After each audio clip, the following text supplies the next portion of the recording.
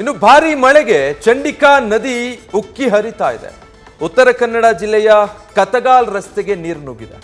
ಘಟ್ಟದ ಊರುಗಳಿಗೆ ಕೊಂಡಿಯಾಗಿರುವಂತಹ ಇದೊಂದು ರಸ್ತೆ ಈಗ ಸಂಪೂರ್ಣ ಜಲಮಯ ಆಗೋಗಿದೆ. ಶಿರಸಿ ಕುಮಟಾ ಹೈವೇ ತಾತ್ಕಾಲಿಕವಾಗಿ ಸಂಚಾರ ಸ್ಥಗಿತ ಆಗಿದೆ.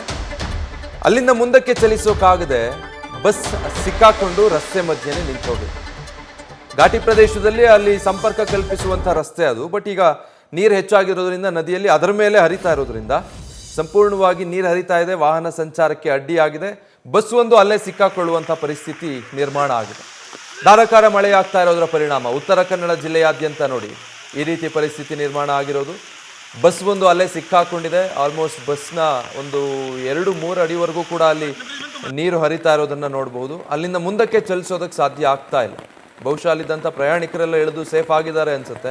ಬಟ್ ಬಸ್ಸನ್ನು ಅಲ್ಲಿಂದ ತೆರವುಗೊಳಿಸೋದಕ್ಕೆ ಸಾಧ್ಯ ಆಗ್ತಾ ಇಲ್ಲ. ನೀರು ಇನ್ನೂ ಅದೇ ಪ್ರಮಾಣದಲ್ಲೇ ಹರಿತಾ ಇರೋದ್ರಿಂದ ಸಂಕಷ್ಟ ಎದುರಾಗಿದೆ. ಇದರ ರಸ್ತೆನೇ ಕಾಣ್ತಾ ಇಲ್ಲ. ನೀವು ದೃಶ್ಯನ ಅಲ್ಲಿ ಗಮನಿಸಿದ್ರೆ ಪ್ರತಿನಿತ್ಯ ನೂರಾರು ಸಂಖ್ಯೆಯಲ್ಲಿ ವಾಹನಗಳು ಸಂಚರಿಸುವಂಥ ರಸ್ತೆ ಅದು.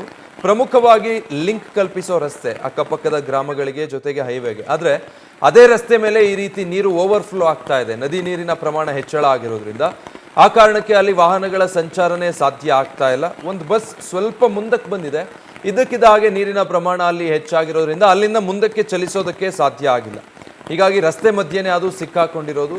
ಹಾಗಾಗಿ ಅದನ್ನು ನೀರಿನ ಹರಿವು ಕಡಿಮೆ ಆದಮೇಲೆ ಅಲ್ಲಿಂದ ತೆರವುಗೊಳಿಸೋದಕ್ಕೆ ಸಾಧ್ಯ ಆಗುತ್ತೆ ಬಹುಶಃ.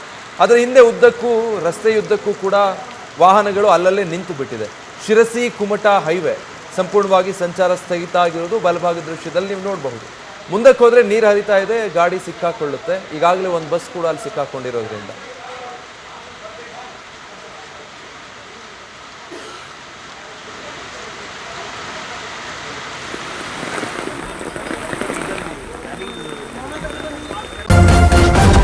ನ್ಯೂಸ್ ಫಸ್ಟ್ ನಿರ್ಭೀತಿಯಿಂದ ನಿಮ್ಮ ಪರವಾಗಿ.